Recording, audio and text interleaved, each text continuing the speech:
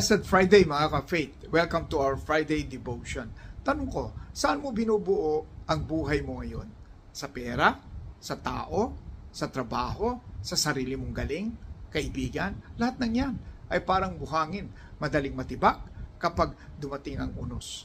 Pero kapag si Kristo ang pundasyon mo, kahit anong bagyo, you can stand strong. Kaya ang topic natin ngayon, standing strong on the rock. Rely on Christ's kingdom. Ito ang sikreto kung paano manatiling matatag kahit sa gitna ng mga bagyo ng buhay. Sabi ni Jesus sa Matthew chapter 7 verse 24 to 25, "Whoever hears these sayings of mine and does them, I will liken him to a wise man who built his house on the rock, and it did not fall, for it was founded on the rock." Ang ibig sabihin, hindi lang marinig, kundi isabuhay ang salita ng Diyos. And let us use the acronym ROCK para lalo nating maintindihan. Una, rely on His Word.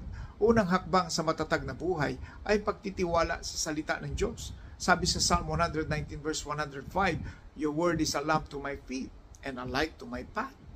So parang flashlight sa dilim. Kung hindi mo binubuksan o bubuksan, madidiskaril ka.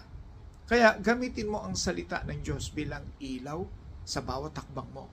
And next, obey His ways. Hindi lang sapat marinig, dapat sumunod. James chapter 1 verse 22, "Be doers of the word and not hearers only." Parang builder, may blueprint ka nga pero kung di mo sinusunod, hindi tatayo ang bahay. Kaya kung gusto mong matatag ang buhay mo, sundin mo ang plano ng Diyos, hindi yang ang gusto mo. Then commit your heart to Him. Ang puso ang pundasyon ng pananampalataya. Proverbs chapter 3 verse 5 to 6. Trust in the Lord with all your heart. So parang simento, kung hindi buo ang halo, madaling mabasa o madaling masira.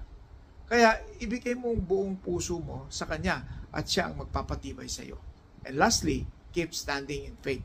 Ang tunay na matatag ay hindi yung walang bagyo, kundi yung hindi sumusuko kahit may bagyo. 1 Corinthians chapter 16 verse 13, "Stand firm in the faith, be strong, and be brave." Parang puno na may malalim na ugat, yumuyuko man, pero hindi bumabagsak. Kaya kahit anong unos, kung si Kristo ang bato mo, hindi ka magigiba. Mga ka-faith, kung si Jesus ang rock mo, you will stand strong. Ang sikreto, rely on Christ's kingdom. Ngayong araw, tanungin mo sarili mo, saan nakatayo ang buhay mo? Kung hindi pa kay Kristo, ngayon ang oras para itayo ang buhay mo sa Kanya.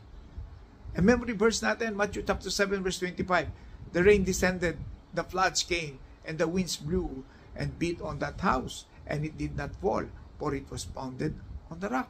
This is Pastor Francis reminding you, don't build on the sand, build on the rock. Rely on Christ's kingdom.